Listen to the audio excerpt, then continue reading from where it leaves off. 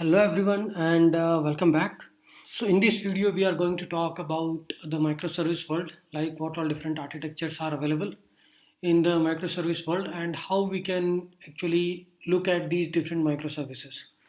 So in this video first we will talk about difference between the monolith and the microservice, and then we will talk about how we can do the data management, how we can do actually decomposition of services, and what all different patterns we have in different microservices.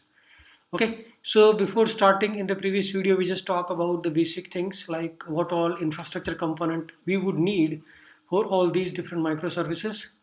So let's continue from there. So here, first we'll talk about the application architecture pattern. So monolith we have, and the microservice pattern we have.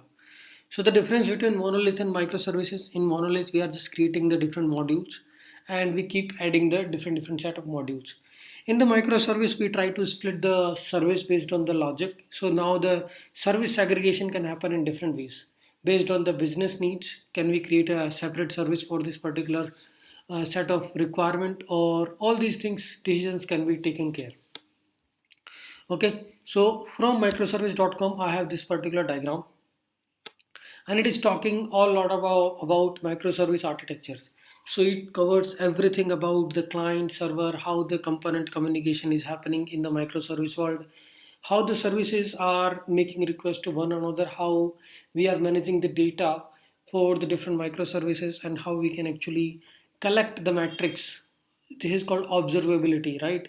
How we can collect the metrics of a different microservices using audit logging, application metrics, health checking. So we are observing all different microservices running in our infra. Then decomposition of services can happen based on the two different needs: decomposition by business capability or by subdomain. Do you want a different service for this particular? Then that can be driven by the business capability. Now UI in the microservice world, either the UI can be rendered from the client side, or it can be same as we are creating the fragments at the server side and then we are rendering.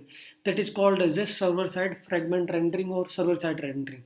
For security, we will be using access tokens. So there are different mechanisms of managing the user access using Auth0, OpenID Connect, SS authentication, or you can do a social login through different providers like Google, Facebook, Twitter, and all.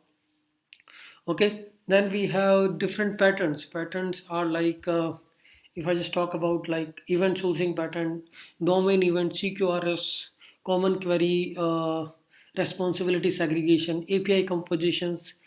So we will be using event messaging or event driven UI, event driven architectures, where we will just sending a command, and based on that there will be some action. So there are two things: command and query and event. So once we send an event, it's like a fire and forget.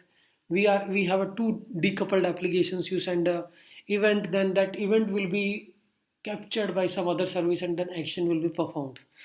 So another thing is the query. Some particular service will make some update based on the query, and that particular change will invoke communications between different microservices. Okay, external APIs. It can be APIs can be a different ways of communication between services. It can be like API gateway. Your front end is talking to API gateway, or it can be simple backend for our front end. Two-tier architecture. Service discovery. We have a different microservice, and then we can have a service discovery mechanism there to identify which service instance to talk to. So client service discovery, service server side discovery. Sometimes this is come as a package in the API gateway only. The service discovery mechanism.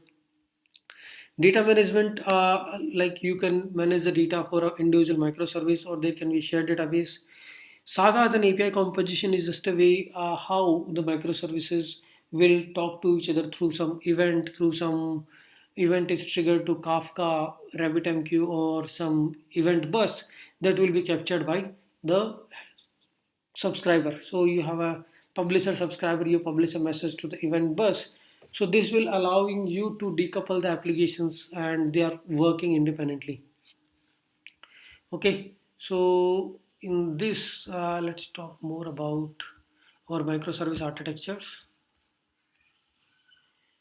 So what are microservices? Microservices are known as a microservice architecture which are highly maintainable, loosely coupled, independently deployable.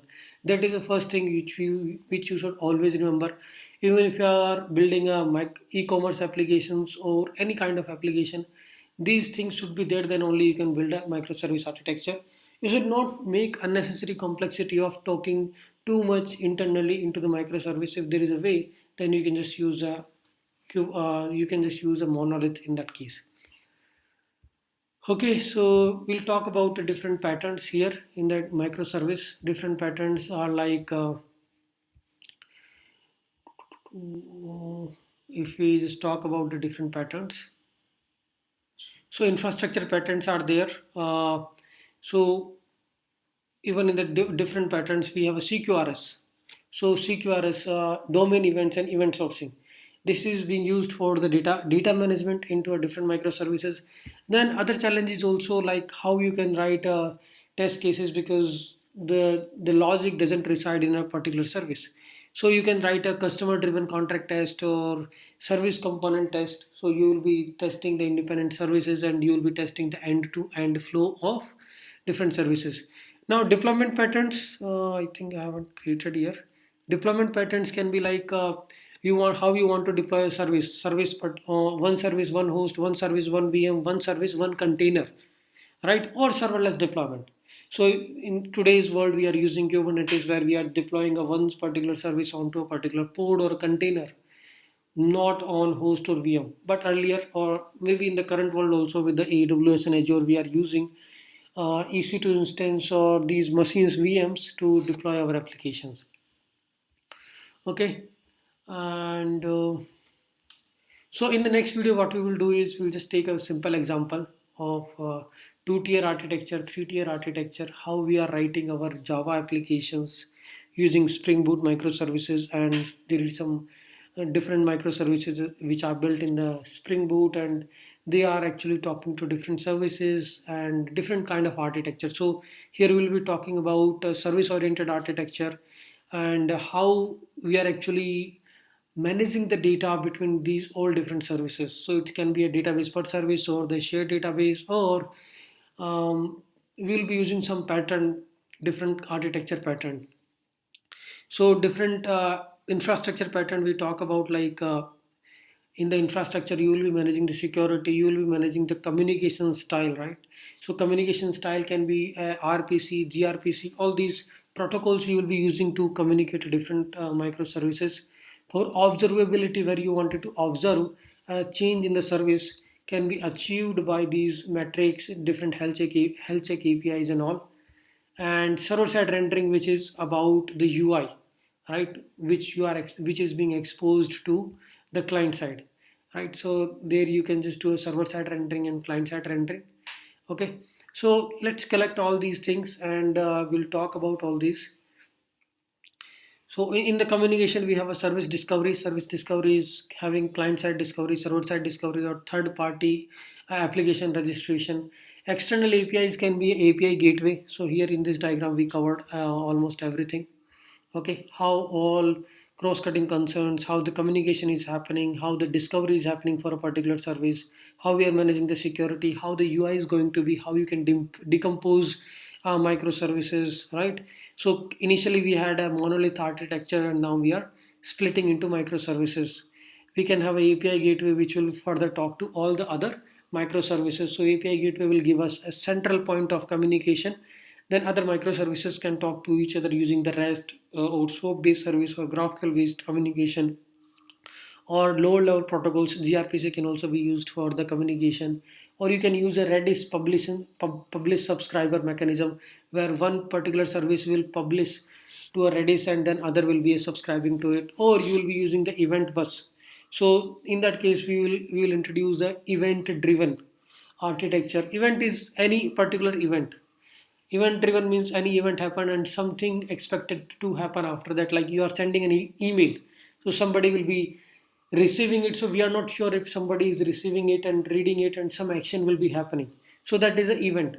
So you are just assuring the delivery of the message, then later action, you might be aware or you might not be aware. The Command means you are sending a particular command and you are expecting third party to take a particular action on that command.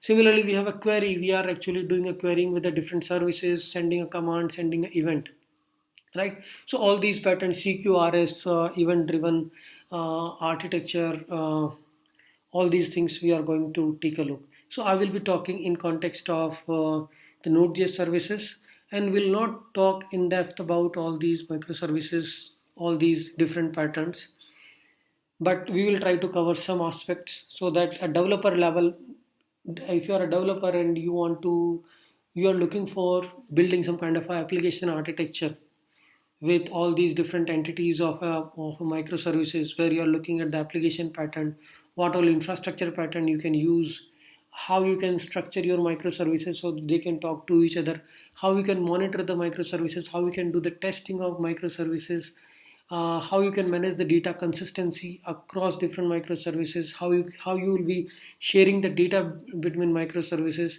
All these things at higher level we will try to touch and see.